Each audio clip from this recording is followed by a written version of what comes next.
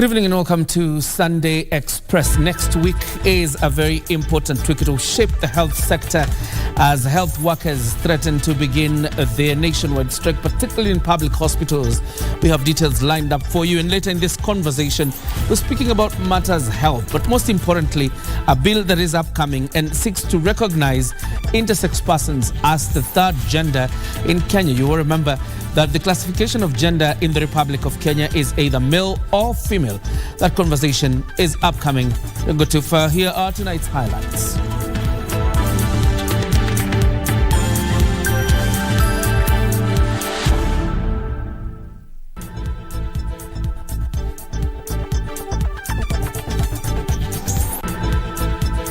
When you will be requesting any trip, we will add additional of 30% should that these companies will not adhere to adjusting these prices. Brace for higher fares. Online taxis and motorcycle drivers vow to increase transport charges by 30% effective Monday. In the spotlight, Wiper leader Kalonzo Musyoka slams Energy and Petroleum Regulatory Authority for implementing fuel hike despite a court order. And My Day with the Serpent Man. We feature Raphael Edapal, whose day in the office comprises of caring for snakes.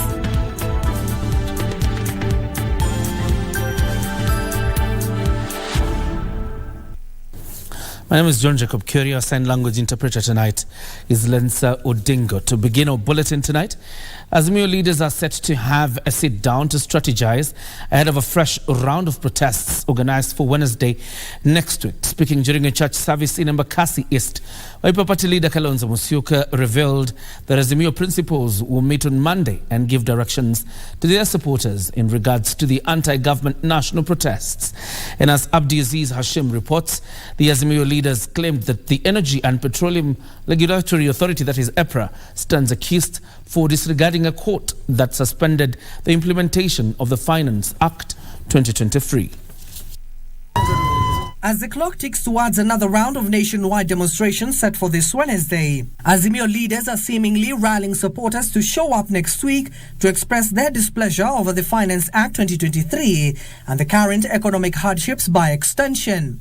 Speaking during a church service at the Missioners of Hope Christ Ministries in Nairobi's Utawala area, Wiper Party leader Kalonzo Musyoka revealed that Azimio principals will have a sitting this Monday to chart the way forward on the street anti-government protest.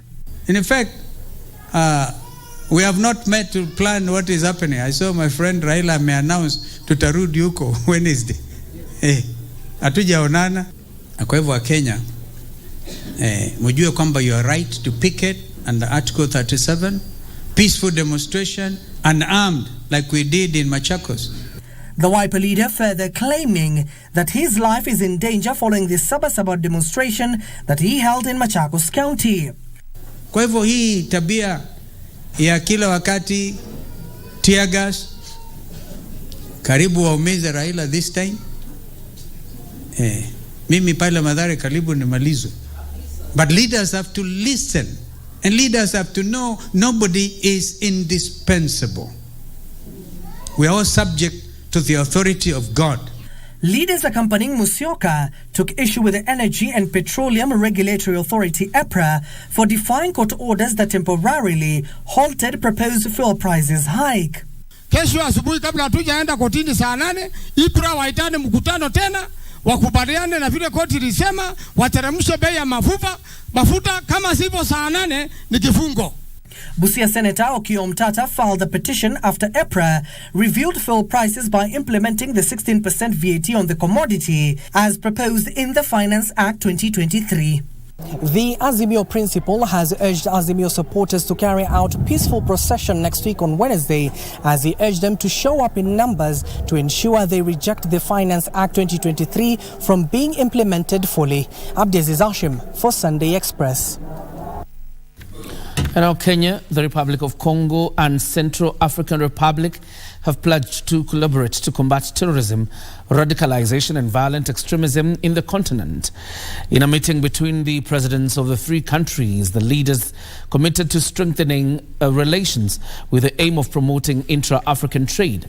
President William Ruto further noted that they will focus on enhancing relations and exploring trade opportunities, share intelligence and adopt common positions in international platforms aimed at realizing lasting peace and stability in the continent.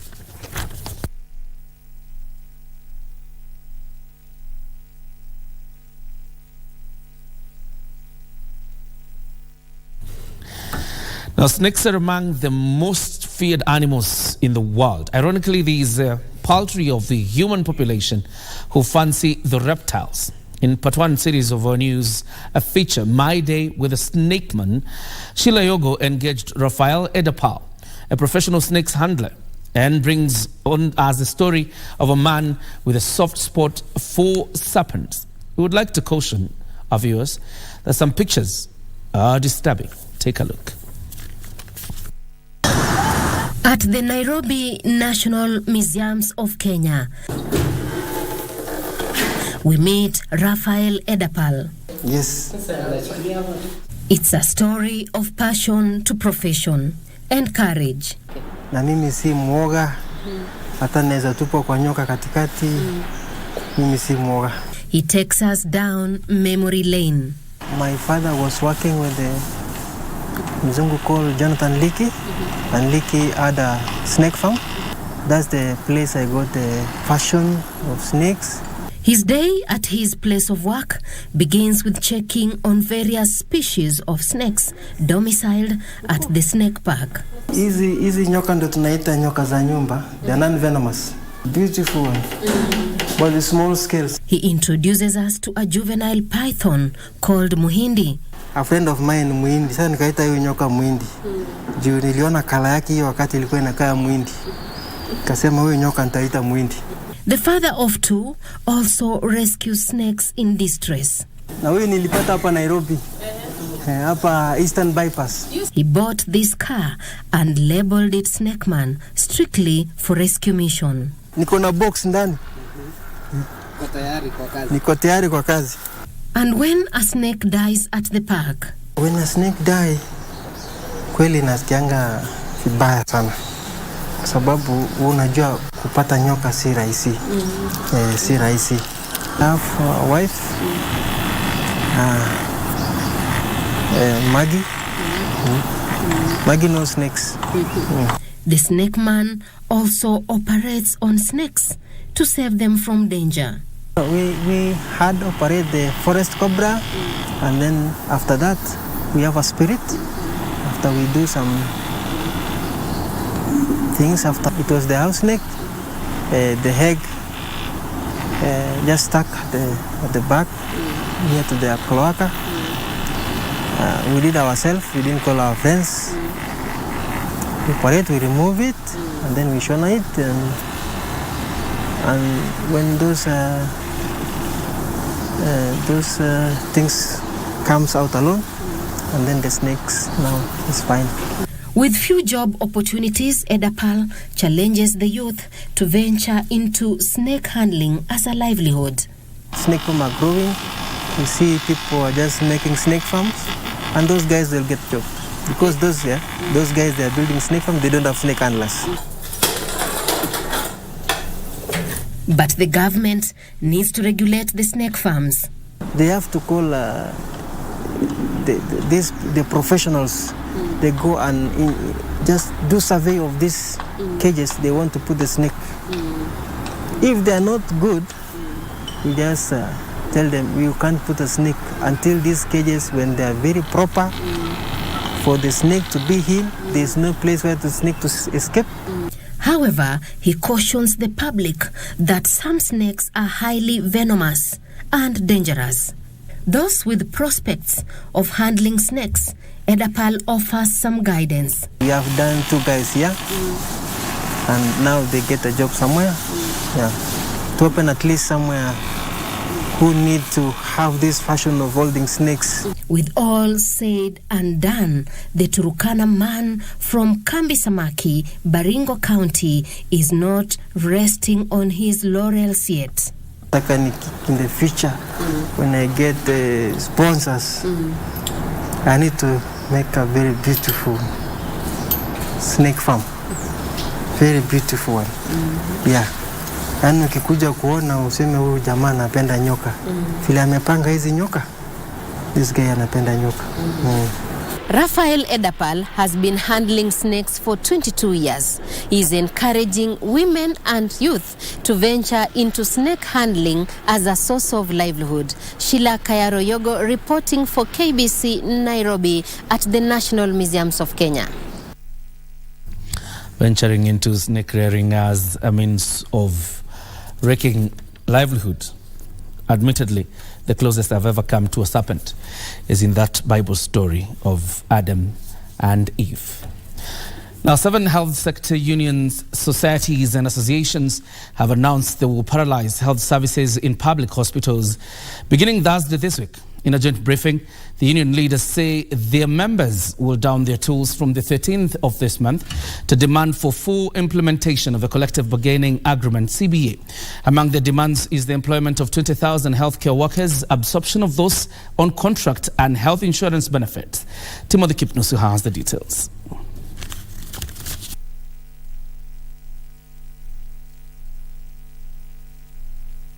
Have a mother of all strikes, leave alone the grandfather. You know, the mother of all strikes means everybody is going to be on strike. Right from PHOs, right to nutritionists, right to clinic officers. We are going to go on strike beginning 13th July. Hiyo tulipeana notice ya 60 days as opposed to the 7 days that is allocated for in the constitution to ensure that kila player wa hiyo sector, hii sector ya afya ameingia katikati. We have the contracts from NMS, like for example in Nairobi. We want the national and county governments together to absorb all of them. Canon, or the Very Reverend Canon Evan Somolo, has been installed as the new provost of All Saints Cathedral. Omolo becomes the 14th provost, taking over from Reverend Sami Wainaina, whose 10-year term has come to an end. Omolo, who takes over at a time when the church is on the spot with proposals for regulation being mooted by government, has pledged to implement programs geared towards bringing the ministry closer to the people.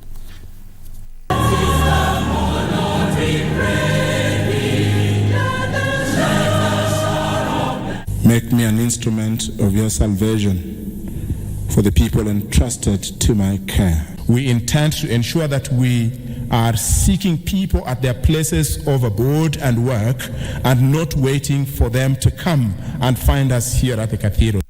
The pulpit ministry is not to make people comfortable. It is to make us ask the right question: are we comfortable? And what are we doing about the discomfort of others? Reverend Evans doesn't need my shoes. He only needs his shoes. It is the Lord who calls us, and it is the Lord who equips us.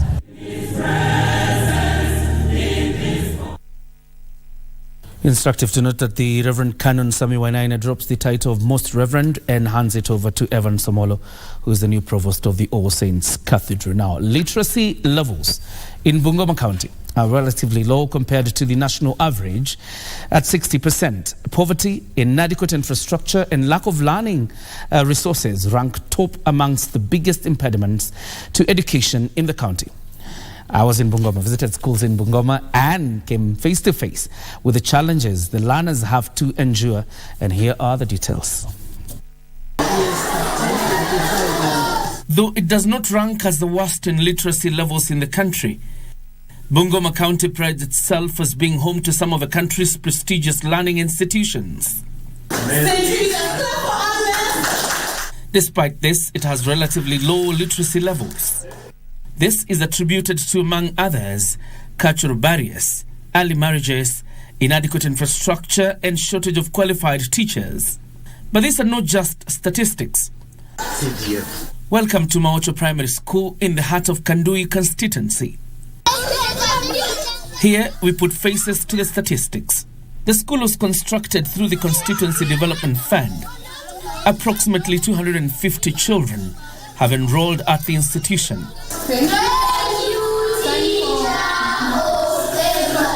From grade 1 to 4, the pupils literally share classes. This is another day in the school calendar. In the front of a classroom, the class is in session.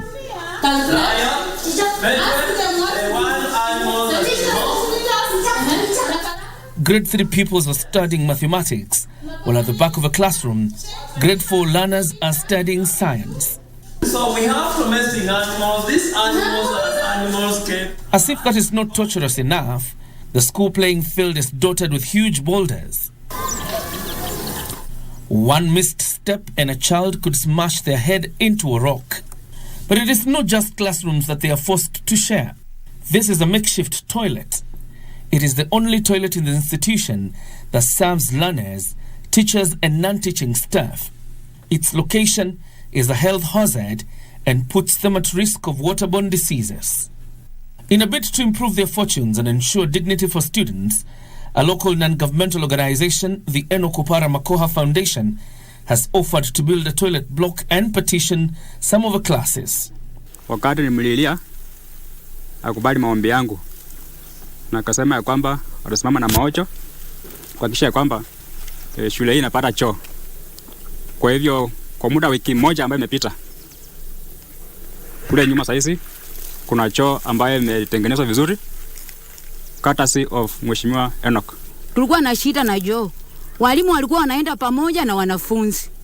Hiyo ndio ilikuwa shida sana kwa hii shuleni. In Bungoma DB Primary School, the script is repeated. The school has over 5,000 learners. It is one of the best performing public primary schools, but the facility is stretched beyond capacity. From ECD to junior secondary school, a typical classroom has more than 80 students. At the school grounds, hundreds of students are seated on the ground studying, the large numbers presenting yet another sanitation complexity. You get that according to the ministry regulation, the girl child or 25 girls should use one hall. Then 30 boys should use another hall. Here, actually, we don't have enough. You get that we have about 15 for boys and about 20 for girls. Now, the situation was made worse when about 15 of our toilets collapsed because of the heavy rains.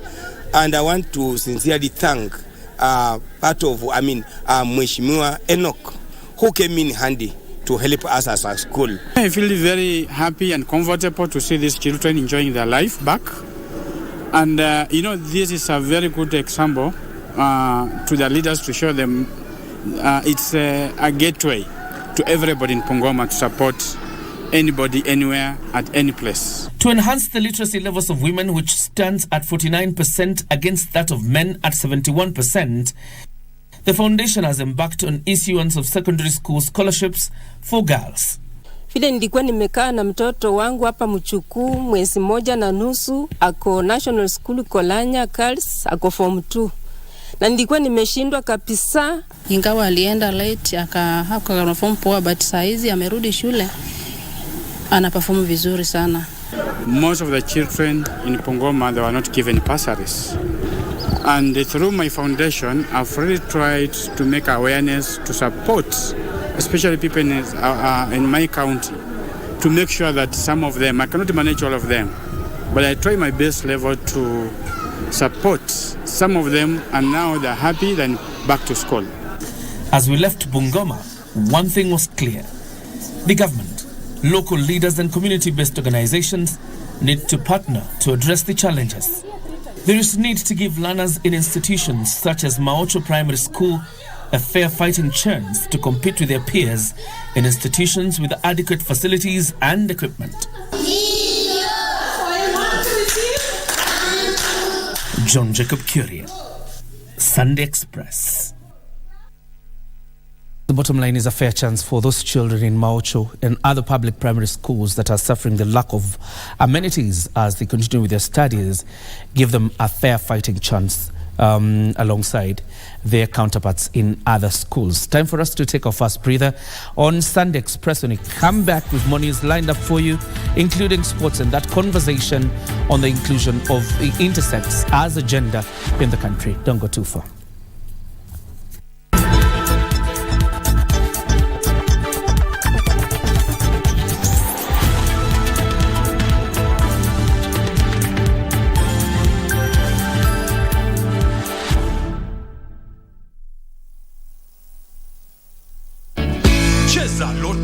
Sasa unaweza jishindia instantly na Loto Moto.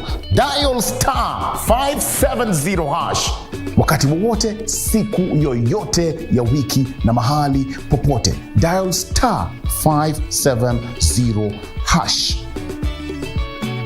Kisha chagua moja kati ya games za Loto Moto. Weka stakes zako 50 shillings, 300, 500, 2,000 shillings. The bigger your stake, the greater or the bigger your prizes. Cheza mara kadhaa na kumbuka, cheza responsibly. 18 years and above. Cheza Loto Moto. Ile siku Ole Matope anaweza kufunga pingu za maisha. Mama Kayai. Mama Kayai, tusinikumbushe huyo Nyasukuta kwa sababu alinitoroka akaenda. Kwa kila kitengo ile mimi nilikuwa nasimamia ikuwe ni groomsman. Mimi napendanga mtu mwenye anaamua na anatulia hivyo, lakini mtu wako usurura nini sipendi. Wakati siku na pressure ikapanda. Hapana daktari uchudho bwana. Food nimetayarisha ni kufurahia, nimefurahia. Umetayarisha nini? The first one pale ni tamu. Hata damu gwaruti, damu na chagula anapelekana waache sasa.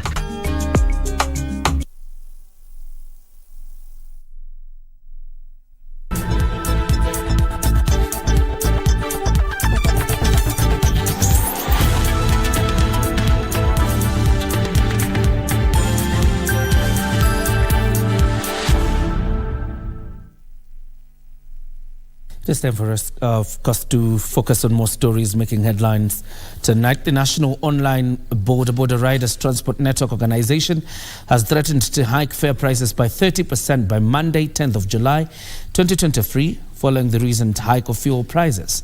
The operators, who issued a 48 hours notice, urged all online transport network companies to review and adjust their current fare prices in the system to match the high cost of fuel, saying failure to which they increase fares physically. They claimed they risk being pushed out of business if their concerns and demands are not implemented.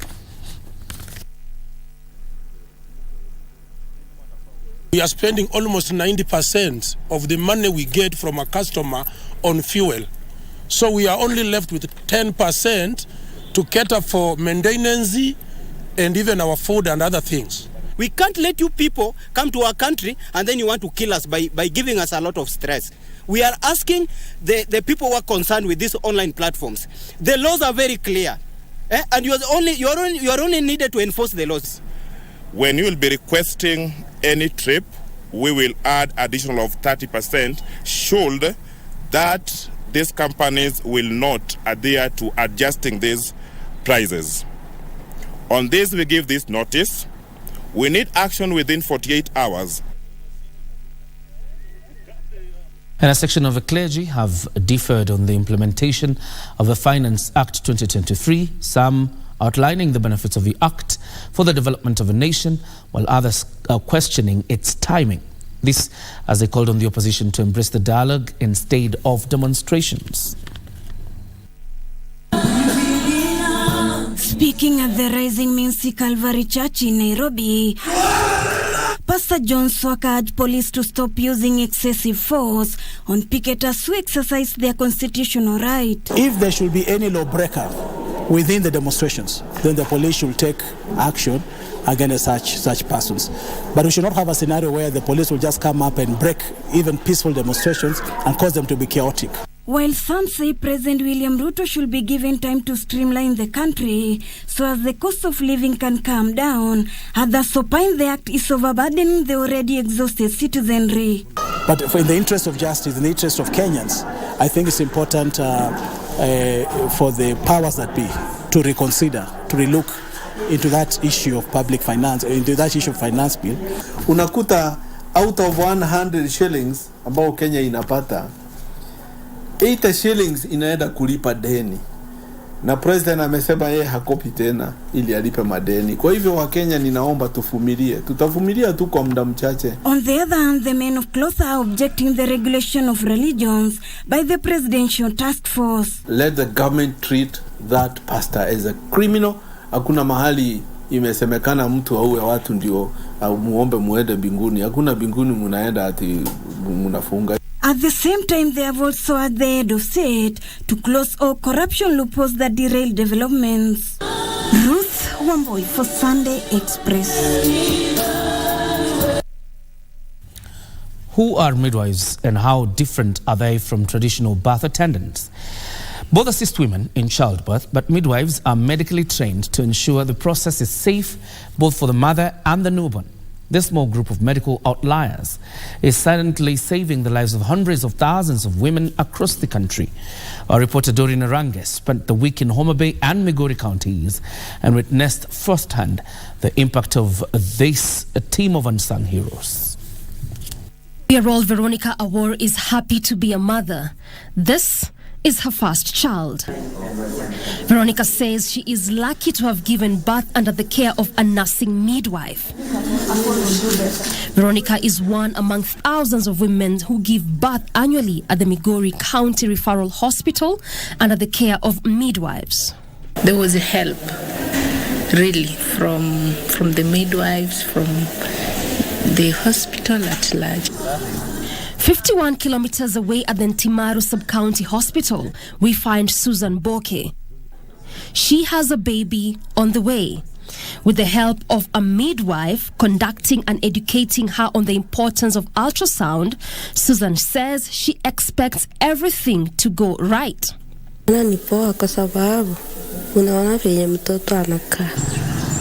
The Sena Sub-County Hospital in Homa Bay County serves Remba, Mfangano, Takawiri and Ringiti Islands.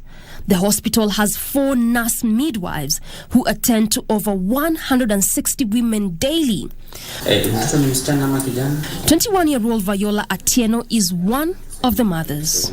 Wananitreat vizuri hadi kafika wakati nilienda kliniki ya mwisho. Wakaniuliza nishajipanga kila kitu, nikawaambia wakaniambia nikisikia chochote nisiza nyumbani, nikimbie tu osi niza tu kwa osi. Viola says it will be difficult to carry a pregnancy to term without the help of the midwives. Saa zingine tumbo inaniuma lakini sio ya labor. Hadi siku nyingine nikakuja hapa osi nikalala. Nikarudi nyumbani, wakanipea dawa, hizo dawa ndio nisaidia. And it is their critical role what has informed the training and capacity building of midwives. This we do in order for them to be fully prepared in terms of skills in managing the emergency cases that we have at the facilities. And according to a UN report, maternal deaths in Kenya currently stands at 355 deaths per 100,000 live births. The government has managed to improve access to the care. So we look at a skilled birth attendants, for example, which moved from 62% to 89%. However, the maternal mortality has not changed much. When you look at even the newborn deaths has not changed much. We're talking about from 362 to 355 over the last 10 years. Kenya still lags behind the number of nurse midwives, but the few who are currently bridging the existing gaps are saving the lives of many mothers and newborns. The significance of this gadget is enormous because, for one, it is able to tell us whether the mother, the baby in utero, is alive, the baby presents with good presentation that is needed, and it is able to tell us whether the fetolus is viable. It is able to tell us whether the placenta is implanted in the right place within the uterus. It is able to tell us if there is any detachment of the placenta and the muscles of the uterus. However, this job comes with its own fair share of challenges. We have experienced so many challenges about referral cases due to topography of the island. sometimes it becomes very difficult to transfer a mother for emergency cesarean section in Mbita. Dan Okoro knows his way around the island and the region. His team of sexual reproductive health advisors is running programs in the region that are aimed at reducing maternal deaths. Midwives are using the EDAP to take up the courses. So we have several modules around maternal and newborn health that midwives will be able to learn from using the EDAP, as well as obstetric ultrasound screening. The government and development partners are hoping to reduce maternal deaths in Kenya to below 150 per 100,000 live births. At the heart of this campaign is a team of dedicated men and women who are actively engaged at the grassroots to ensure mothers like Veronica, Viola, and Susan and their babies remain healthy. Doreen Arange reporting for KBC Channel 1. Thank you, Doreen, for that report. And of course, that report ushers us to sports. Daniel Wahome is on the other side of his studio. Wahome. Thank you very much, John Jacob Kioria. And the stories that we've got today, we've got school games in Busia, we've got the Driftwood Sevens, and also the swimming elections that were to take place yesterday but did not take place. That's coming up in a short while. So let's go straight. And a total of 2,000 upcoming talents spotted during the ongoing Term 2 secondary school ball games will be scouted and put in a 2-week training program at the Moi International Sports Center, Kasarani. Sports Cabinet Secretary Ababu Namwamba revealed the plan, saying the initiative will be spearheaded by the Kenya Academy of Sports and is meant to shine spotlight on the identified talents and accord them a platform to kickstart their careers. Ababu said the talent spotted during the Term 2 ball games will be assembled in an inaugural national talent camp, during which the emerging talents will receive training from certified coaches. We are preparing the first national talent camp at Kasarani that will bring together the top 2,000 talents that we have selected from all over the country. And during that period, for 2 weeks at Kasarani, you will be trained by the top coaches. You'll be mentored by top ex-players like Bernardo Nyango here. Namambo speaking at Nambale Boys High School during Busia Second School Ball Games finals, which saw John Osogo Second School emerge new boys soccer champions after edging out defending champions Madende Second School by a 1-0. The lone goal was scored by Ricky Sande in the 22nd minute. The girls' final, St. Joseph's Chakol saw off Katakwa 4-0 to lift the title. We are going to make arrangements for all sports teachers to receive CAF certification. We are changing policy in education so that you who develops talent can also be promoted on the basis of your work in talent development. Sigalame High School won the boys volleyball title after beating Butula High School by 3-2. The 3-day championship brought together schools from 8 Busia sub-counties battling for honors in volleyball, rugby sevens, soccer and netball, with the winners proceeding to the Western Region finals due later this month. Bernard Okumu, Sunday Express. Moving on is at Cabra Sugar, the champions of the Driftwood Rugby Sevens tournament, which is the second leg of the national circuit. Menengai Oilers and Cabras locked horns in the riveting final that kept fans holding their breath as many times, but Cabras would have the upper hand after a converted penalty by Fijian John Ekubu at the death. Shuja's Dennis Abukuse, who plays for Menengai Oilers, was named the most valuable player of the tournament after his impressive and consistent performances throughout the competition. KCBRFC head coach Andrew Monde says his team has shifted focus to the third leg slated for next month in a crew that's a Prince Lou Sevens. The Dallas Sevens winners finished third.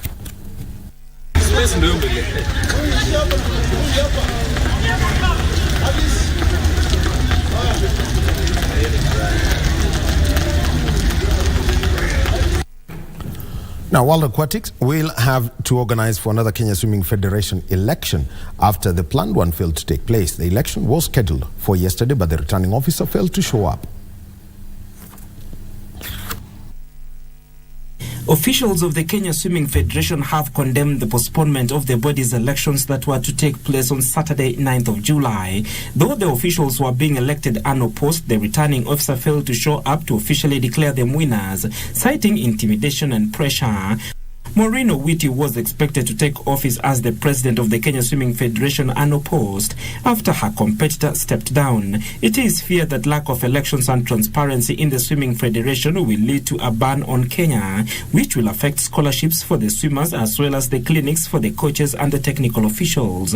As far as we know, we have adjourned, and I'm sure the Stabilization Committee is having a lot of consultation on what the way forward is. I cannot speak for World Aquatics on what they are going to do. We're just appealing that this was their process. They recommended the returning officer. We did not see any objection at that point as to why he should not conduct the elections. The World Aquatics body had created a stabilization committee on the 28th of June 2022 in order to avoid such a ban and was responsible for this year's election.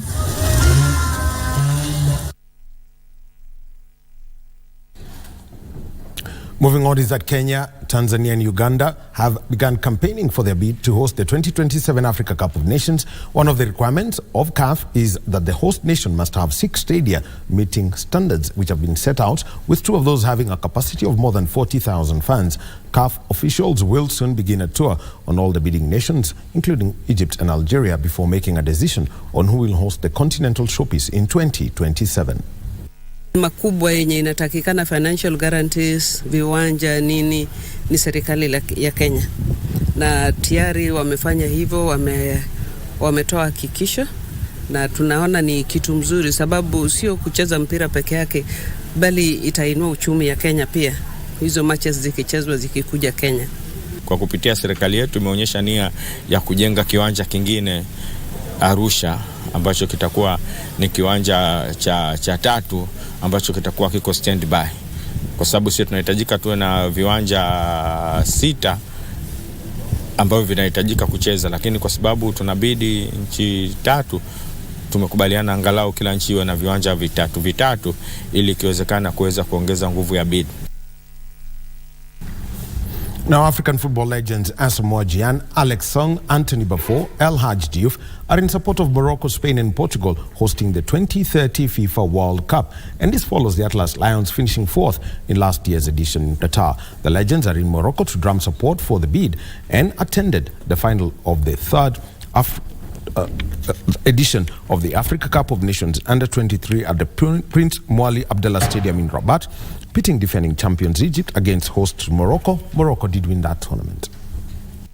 Speaking after attending a one-day conference in Rabat that deliberated on ways in which the football game can be used as a tool of uniting and marketing the continent globally, the legends emphasized on the need for African governments to invest more in football infrastructure, which is key to their national team's success. When we talk about infrastructure, etc., that you need to have a plan. And the plan is also adapted by the government, not only by the football president. It's the football president who has to convince his government. Morocco has started something better, and then it has manifested. Morocco went to the semi-final. You know, you could see what they are doing in their country, and everything is showing right now. You know, so as I say, everything is all by plan and good infrastructure. We have a second bid. We can get it because nobody was believing we can get it in 2010. Today we have opportunity to get Morocco. It can go in. We have to follow them. We have to be focused behind them to help them to achieve this one, because it will be a very good thing for Africa. I'm staying in football. I'm here to help in my federation, to helping the young generation. What football did for me, I have to give back to the new generation. South Africa was the first nation in the continent to stage the 2010 FIFA World Cup. The legends are in Morocco to drum support for its 2030 FIFA World Cup joint bid. The North African country is among the front-runners in the race to host the 2025 AFCON finals, which, if granted, will be a preparation for staging the World Cup alongside its neighbors Spain and Portugal. So, and that's the sport for tonight. My name is Daniel Mohammed. Time for me to say adios. Jacob Kioria is coming up next, and the conversation that he has tonight is about having intersex included as a gender in the country. What are the plans? What are the opportunities? What are the threats around that? Have a good evening.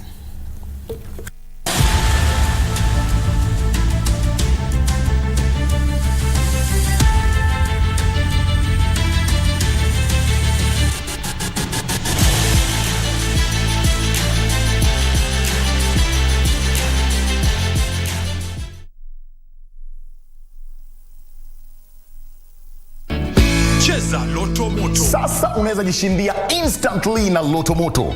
Dial star 570 hash. Wakati wowote, siku yoyote ya wiki na mahali popote. Dial star 570 hash. Kisha chagua moja kati ya games za Loto Moto. Weka stakes zako 50 shillings, 300, 500, 2,000 shillings. The bigger your stake, the greater or the bigger your prizes. Cheza mara kadhaa na kumbuka, cheza responsibly. 18 years and above. Cheza Loto Moto. Mamlaka ya ukusanyaji ushuru nchini KRA kwa ushirikiano na KBC inawaalika mjumuike nasi katika bonge la roadshow itakayofanyika Nairobi County. Njoo ujifunze kuhusu e-teams na jinsi imerahisisha ulipaji wa kodi. Alhamisi tarehe 13 mwezi huu wa Julai, msafara wetu utaanzia Kangundo Road na kuelekea Kasarani hapo Total Petrol Station, Mwiki, Githurai 45 Stage, Roysambu, Kahawa West na tumalizie Zimmerman.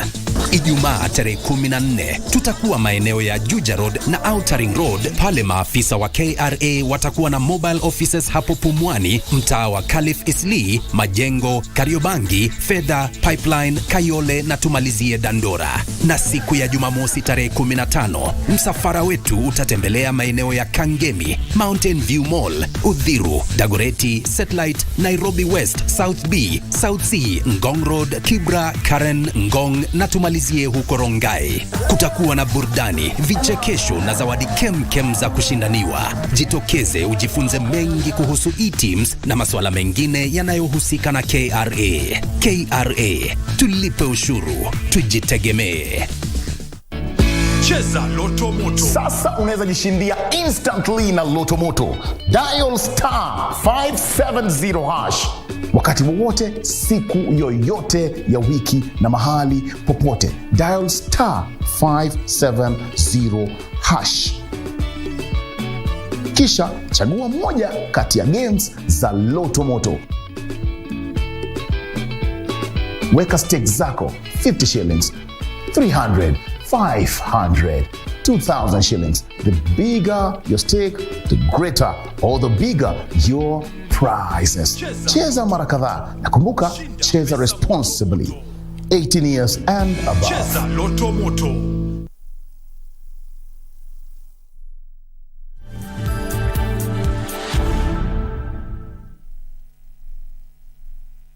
Welcome back. You're watching the Sunday Express. Before we take our interview tonight, it takes a village to raise a child.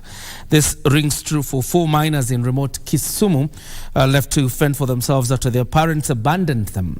For the last 7 years, they have relied on well-wishers and the community to put food on the table. Whereas they feel abandoned, neglected and dejected, they continue to cling on to hope that their parents will return and their story will have a fairy tale ending of living happily ever after. Quickly for Catch with details of their painful childhood.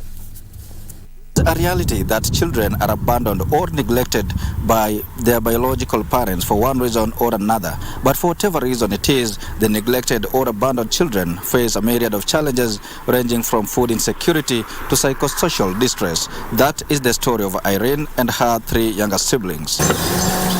Kamgan village in Nyakach, Kisumu County. 17-year-old Irene Akinyi is in charge of caring for her 3 younger siblings, Fabian Ochieng, Oscar Otieno and Calvin Soliech.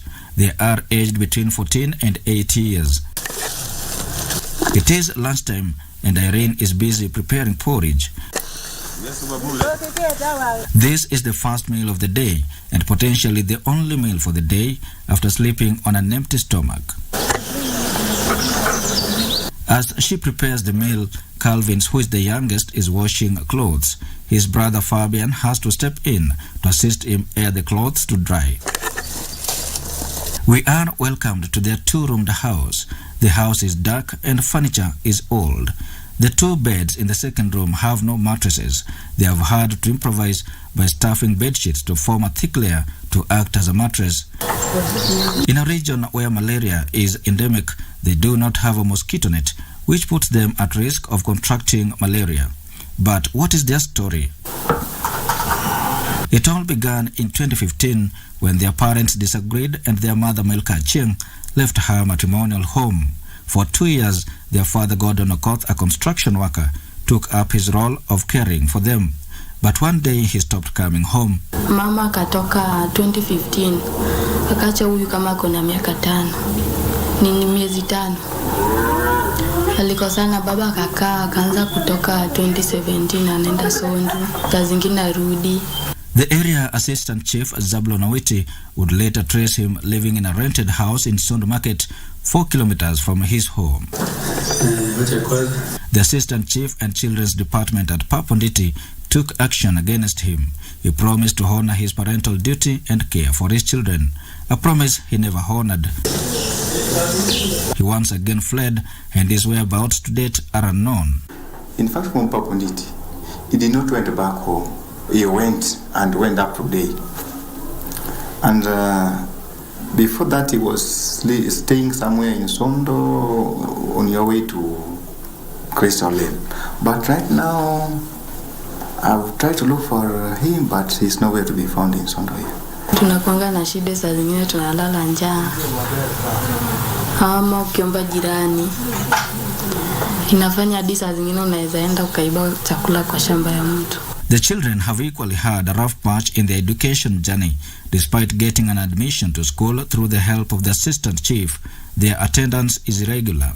So they were going to school angry, so they were seeing as if they were now suffering. They really need food because lack of food is leading them not to be in school. Irene tells us that after sitting for the Kenya Certificate of Primary Education exams in 2020, she was admitted to St. Hilaria Secondary School. However, she had to transfer to Luanda Secondary School to be closer to her siblings. Tuliuza miti tukanunua nayo vitabu na uniform nikawapeleka shule. Yvonne Chepkoech, a child protection volunteer, says she has tried to assist the children and get well-wishers to chip in every once in a while, but it has not been an easy journey, neither is it sustainable. They feel that the society is hostile to them, so they have withdrawn.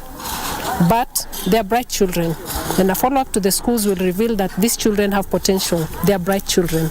So, what does the law say about children who find themselves in such a predicament? John Wainaina, a child protection officer in Nyakach Sub-County, explains. If there are no immediate relatives, then we can look for these foster care parents, and if need be, we look for a permanent solution. That is adoption. According to Wainaina, there are 2 options for Irene and her siblings: family-based alternative care or institutionalization. The children can also be enlisted under the social protection program as a child-headed home for assistance. We can link these children with our foster care parents. We have a very big register here for such parents. Their parents work for the need to keep children who may not be their biological children.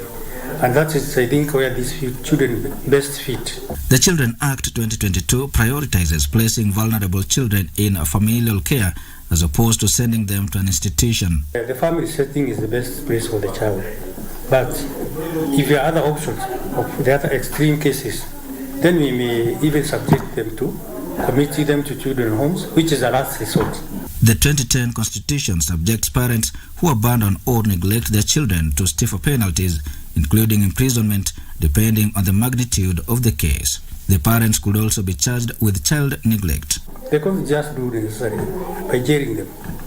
We only need to convince the court that by jailing them, the children will not be affected in any way. But as the 4 siblings struggle with meeting their everyday needs, they cling to the hope that their parents will return and give them the happy life ever after that they only read about in storybooks.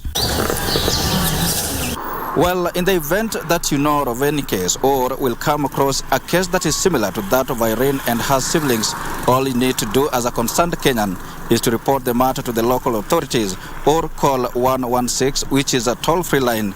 This way, the child or children will get the assistance they require. For Channel 1, I am Wycliffe Okage. And of course, in our conversation tonight, as I told you, we're dealing with the topic of legal recognition of the intersex people, of course, as a gender, particularly when it comes to registration. Gloria Ruhunga is with us tonight, in also a researcher, as well as Laban Cheriot, the Deputy Director of Public Education, that is the Kenya National Commission on Human Rights. Both of you are very much welcome, and let's have this conversation. But probably, Gloria, to start us off, yes. Probably as our case study in this conversation, paint for us you growing up to adulthood, to the point at which now you are in advocacy, some of the challenges that you faced as a person. Thank you for this opportunity. You're welcome. Firstly, when an intersex person is born, they start facing challenges immediately after birth. Because you see, in terms of registration, we are wrongly documented, like female or male, when we are intersex persons. There comes documentation. Again, when you go to primary school, we are trapped in the wrong sexes, you know. We are still called male or female. So when an intersex person grows up, they encounter stigma and discrimination from fellow students. They want to know, are you a boy or a girl? When I was in primary, I used to play only with boys. I've never played with girls. So my fellow students used to ask me, why are you only playing with boys? Why are you working in a company of boys? So I acquired this name tomboy when I was still in primary school. When I came to secondary, the challenges escalated. Why? My mother, my late mother, she used to take me to traditional healers. She used to believe that through prayers, I would be healed, and maybe one day my sex... She didn't see you as a normal child? No, she used to see me as a normal child, but she used to believe that when preachers pray to me, my sex will change. But nevertheless, it never changed until she died when I was in Form 1. So in secondary, Form 1, I was a day scholar. Form 2, I was in boarding school. Imagine being in a dormitory of girls.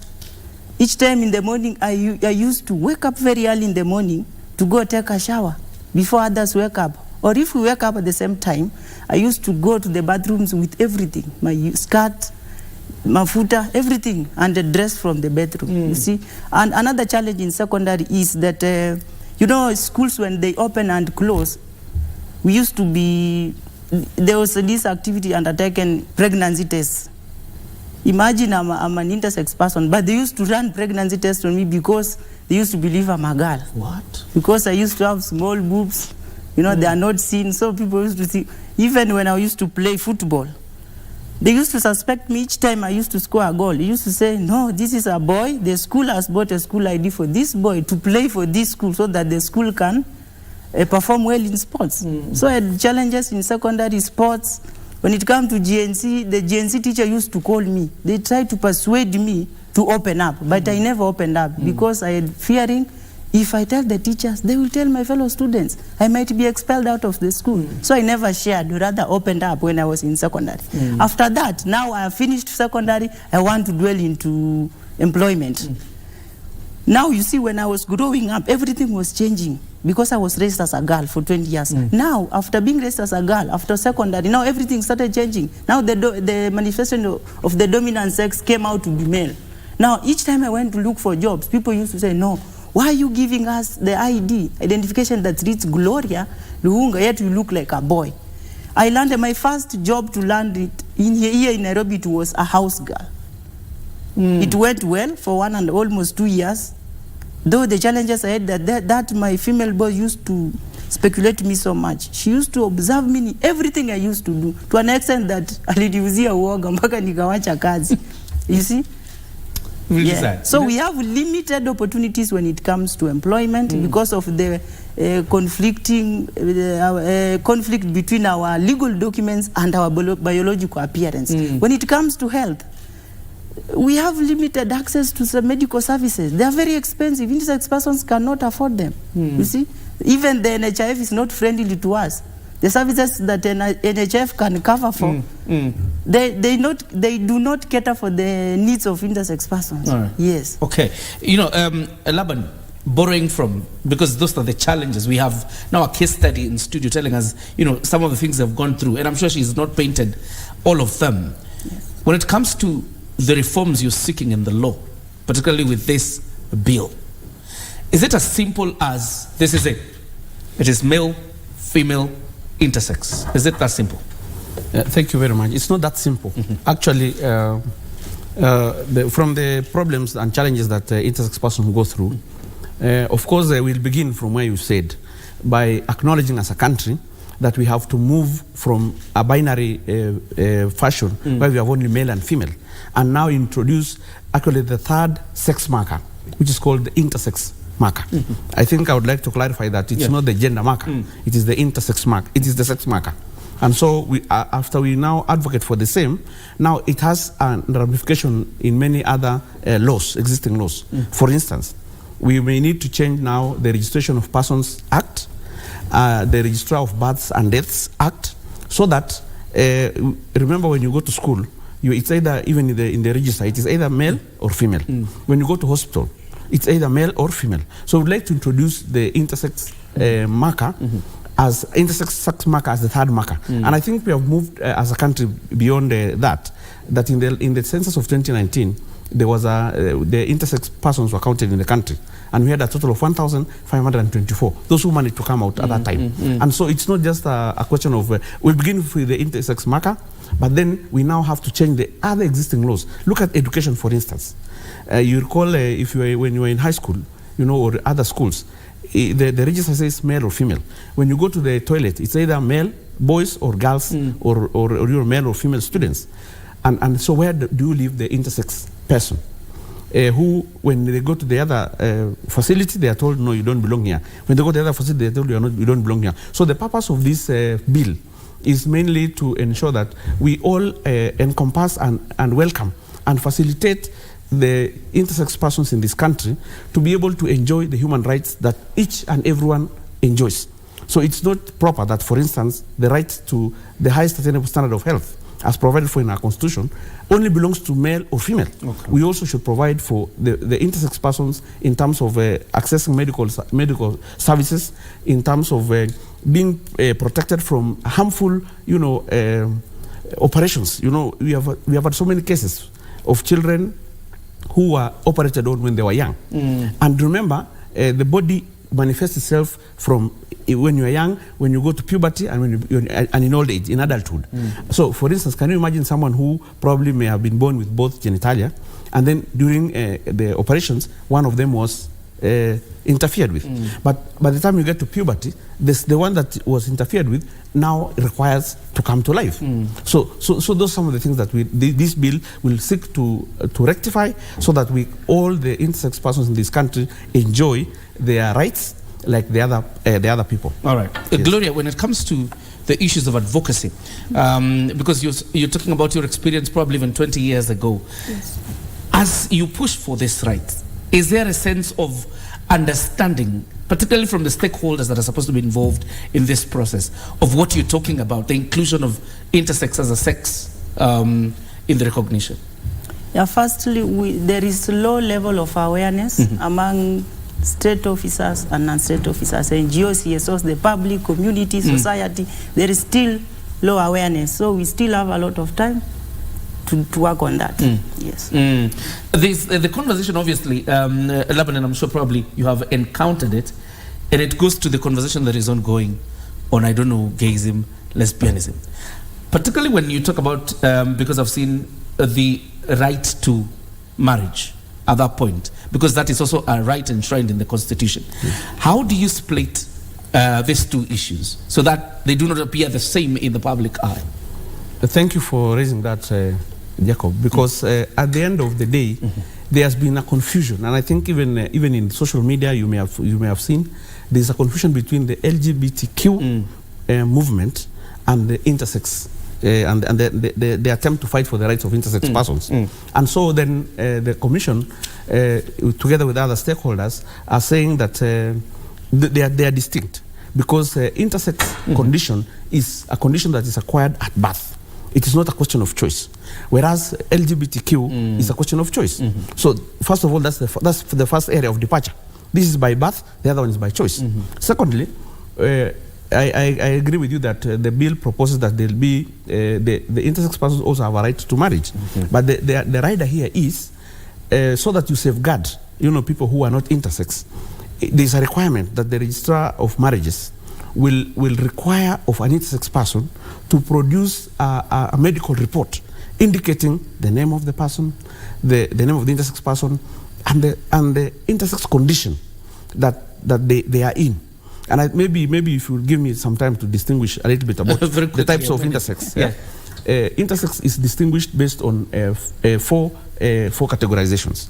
There is the anatomical, that is the sexual organ, so the male or female. But then for an intersex person, in the anatomical distinction, for the male we know it's the penis. For the women it is the vagina. But for an intersex person, they could have both in different level of development. The other distinction is what you call gonadal, the gonads, where we have the ovaries for female and the testicles for male. An intersex person could have maybe one ovary and one testicle. That way, it is a complicated, the third variable is what you call hormonal variation. We know that male produce progesterone and female produce estrogen. Male produce testosterone and the female produce estrogen.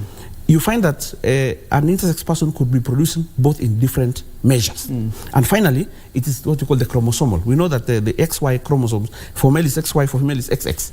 You could find that, and they are 46. You could find that an intersex person has up to 47. Or 48. And that's why we are saying that for you then to be able to access, for instance, to change your ID, to change your birth certificate, then you must go to a medical practitioner who will now say intersex person so and so has this condition, which they have proved, so that then you will be able to distinguish the intersex persons from those who are not intersex persons. All right.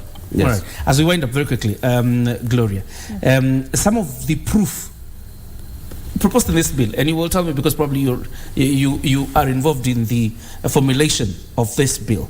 Yes. I find some of them will be very intrusive. For example, there's a medical report needed somewhere, you need to justify yourself at some point. Do you feel like that is intrusive? I don't think, because that's the only way that intersex will be recognized. And again, in that medical report, we don't need much of the information. Just my name, Gloria Lunga, my age, 28, then my condition of testis. Okay. Yes, okay. Only that. All right. Yes. So the bill is at what stage now? We have gone through a public participation as a commission, but we have already had conversation with the Justice and Legal Affairs Committee of the National Assembly, and once we conclude the views that we've collected from Kenyans, we'll now present it to the Justice and Legal Affairs Committee, who will then now present it formally in Parliament before now it comes back again for Kenyans to give their views through the normal public participation. So we hope that maybe in the next month that process will kick off, and we'll be able to have the bill introduced the first time in Parliament, and then it comes back for public participation, and then it goes back for eventually, if possible, passing and eventually signing by the President. Can you come back after it has been tabled in Parliament? We hope so. The first time? We hope so. If so you that we invite have us. that conversation probably in length. Exactly. Thank you very much. Thank you very much for your time, Laban Cheruiyot, as well as Gloria, and of course we wish you all the best in the wonderful job you're doing. Thank you very much for coming tonight. Of course, that's why we put a cap on Sunday Express. Thank you very much for your company. Have yourself a fantastic week ahead. God bless you. Good night.